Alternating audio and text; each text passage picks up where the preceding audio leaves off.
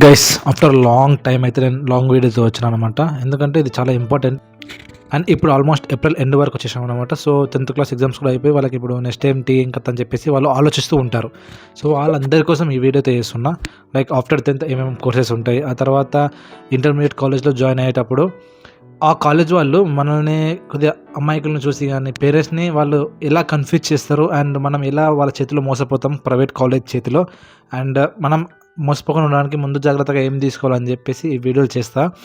And actually ఈ video నేను 2-3 years బ్యాకే చేద్దాం అనుకున్నా. బట్ తర్వాత చేద్దామని చెప్పి కుదరక ఫైనల్లీ ఇప్పుడు చేస్తున్నా.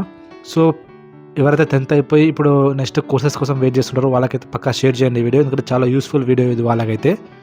So that's it guys, and I'm mister Narender. Welcome to my channel.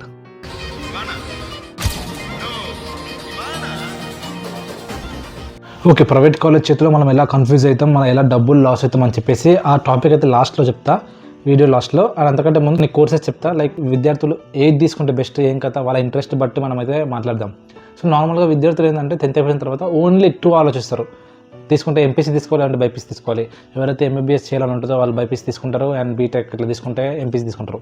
But there are ఇంకా చాలా కోర్సెస్ అయితే ఉంటాయి. దెర్ ఆర్ డిఫరెంట్ కోర్సెస్ మీరు చేసుకోవచ్చు అనమాట. Like MEC, CEC and HEC. And చాలామంది అసలు అవి కోర్సెసే కాదు అన్నట్టు ఉంటారు. అండ్ ఒకేషనల్ కోర్సెస్ కూడా ఉంటాయి. సిఈసీ, ఎంఈసీ తీసుకొని కూడా మనం అకౌంట్ సైడ్ వెళ్ళొచ్చు. లైక్ బీకామ్ చేసి మళ్ళీ కామర్స్ సైడ్, అకౌంట్ సైడ్ వెళ్ళొచ్చు. దాంట్లో కూడా మంచి జాబ్ ఆపర్చునిటీస్ ఉంటాయి. కానీ అవేం తెలియదు అనమాట. మనకు ఓన్లీ మన పేరెంట్స్ కానీ మన చుట్టుపక్కల వాళ్ళు ఒకటే ఆలోచిస్తారు, మా అమ్మాయి డాక్టర్ కావాలి, అంటే మా అబ్బాయి ఇంజనీర్ కావాలి, బీటెక్ తీసుకోవాలి, అదే సంతలో వెళ్ళాలి అన్నట్టు ఆలోచిస్తారన్నమాట.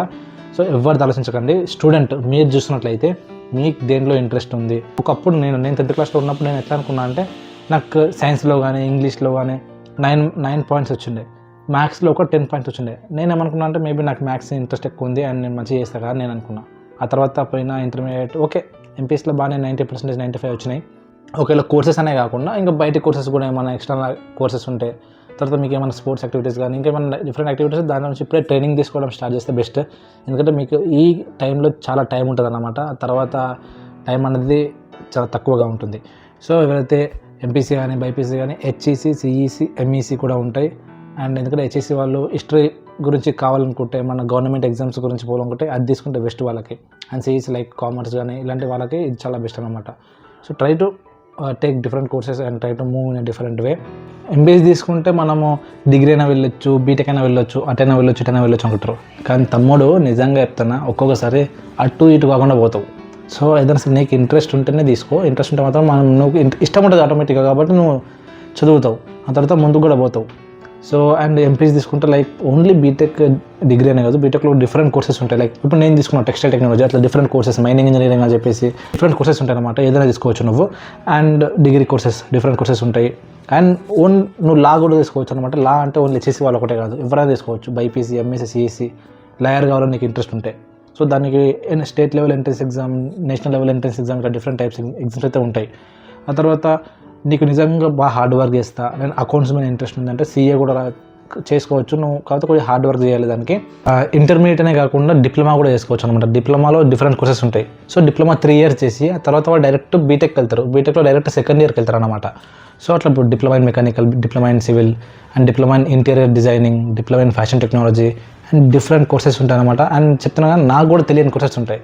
అండ్ హోటల్ మేనేజ్మెంట్ కోర్సెస్ కానీ, అండ్ లైక్ అసలు వీటికి అన్నిటి కాదు ఇంకా డిఫరెంట్ చేస్తాను అనుకుంటే కూడా like travel and tourism course, ఇట్లా డిఫరెంట్ కోర్సెస్ ఉంటాయి.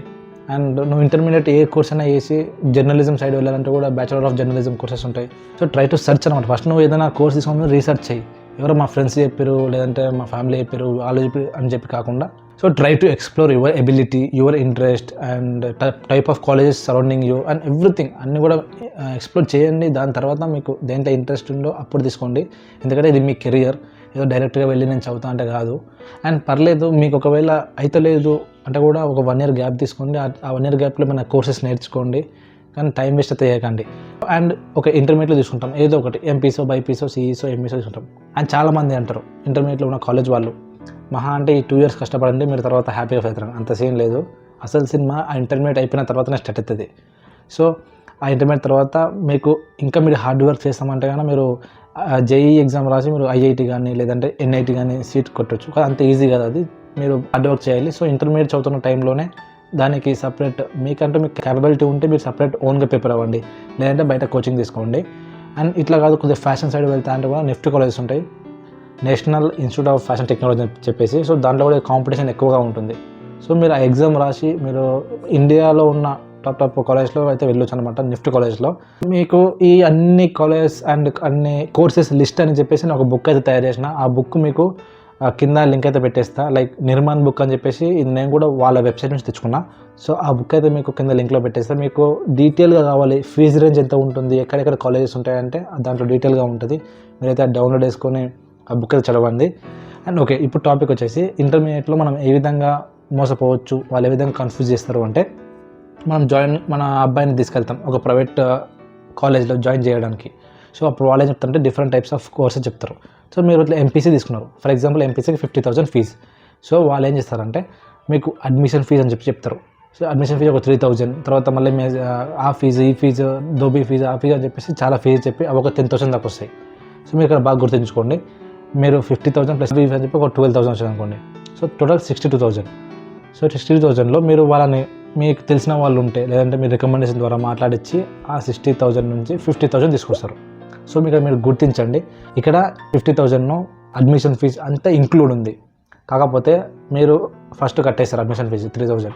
సో మీరు ఎంత కట్టాలి ఇప్పుడు? 3,000 కడితే 47,000 మీ ఫీజు, అన్ని ఫీజు కలిపి మీరు రికమెండేషన్ ద్వారా పోయి మాట్లాడింటారు కాబట్టి. కాకపోతే ఆఫ్టర్ సమ్ డేస్, కొన్ని మంత్స్ తర్వాత లేదా లాస్ట్ మూమెంట్లో మీ సర్టిఫికేట్స్ అప్పుడు వాళ్ళు ఏం చేస్తారంటే ఈ 47,000 కాదు మీరు కట్టాల్సింది, ఆ 3,000 ఓన్లీ అడ్మిషన్ ఫీజు సపరేటు, అది దీంట్లో ఇంక్లూడ్ కాదు. సో ఆ 3,000 ప్లస్ మళ్ళీ 47,000 మళ్ళీ మీరు 50,000 కట్టాలి. ఆల్రెడీ మీరు 3,000 కట్టి ఉంటారు స్టార్టింగ్లో, బట్ వాళ్ళు అది సపరేట్ చేస్తారు, మళ్ళీ మీరు సపరేట్ ఇది కట్టాలి అని చెప్తారు. సో మీరు ఇక్కడ లాస్ అవుతారు. సో ఎప్పుడైతే మీరు వాళ్ళతో మాట్లాడి ఒక పేపర్ మీద సైన్ చేసేటప్పుడు లేదంటే కాంట్రాక్ట్ రాసుకునేటప్పుడు సపరేట్ రాసుకోండి. లైక్ ఆఫ్టర్ రికమెండేషన్ ఫీజు ఎంత ఫైనలైజ్ అయింది, ఆ fee plus admission fee plus ఈ ఫీజ్ అని చెప్పేసి రాసి టోటల్ ఫీజ్ ఇంత కట్టాలి, మేము టోటల్ 50 కట్టాలి, including admission fee, including dhobi fee, including hostel fee అని చెప్పేసి మీరు మొత్తం మా దగ్గర క్లియర్గా మాట్లాడుకోండి. లేదంటే లాస్ట్ మూమెంట్లో సర్టిఫికేట్స్ ఇయ్యరు, ఆ తర్వాత మీరు ఫీజు కడితేనే ఇస్తామని చెప్పేసి ఇబ్బంది పెడతారు, కట్టించుకుంటారు. కాబట్టి చెప్తున్నా, మనం కూడా ఆ టైంలో ఆలోచించాం, అరే వెళ్తే వెళ్ళండి డబ్బులు, ఫస్ట్ మనకు సర్టిఫికేట్స్ కావాలి, మన అబ్బాయి లేదా మన అమ్మాయి ఫ్యూచర్ కావాలి అని ఆలోచిస్తాం. ఏదైనా కాలేజ్ వెళ్ళే ముందు ఎక్స్ప్లోర్ చేయండి. ఆ సీనియర్స్ ఎవరైనా కాలేజ్ చదివిన వాళ్ళు ఉంటే వాళ్ళని అడగండి, లైక్ కాలేజ్ ఎట్లా ఉంటుంది, ఆ తర్వాత అందులో స్టడీ ఎట్లుంటుంది అండ్ ఆ అట్మాస్ఫియర్ ఎట్లుంటుంది, కల్చర్ ఎట్లుంటుంది అని చెప్పేసి తెలుసుకున్న తర్వాతనే ఆ కాలేజ్ జాయిన్ చేయండి. సో మీకు ఏమైనా డౌట్స్ ఉంటే మన వీడియో అయితే కింద కామెంట్ సెక్షన్లో కామెంట్ చేయండి, అండ్ నేను పక్కా రిప్లై అయితే ఇస్తాను. And thank you so much for watching.